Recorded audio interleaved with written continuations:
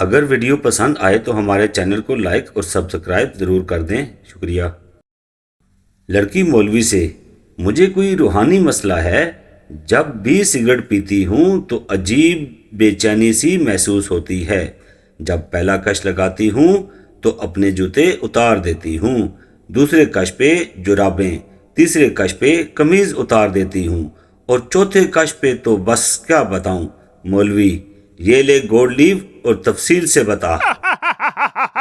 कराची और लाहौर के लड़कों में बस इतना ही फर्क है कि लाहौर वाले लड़की से नंबर लेते हैं जबकि कराची वाले मोबाइल ही ले जाते हैं।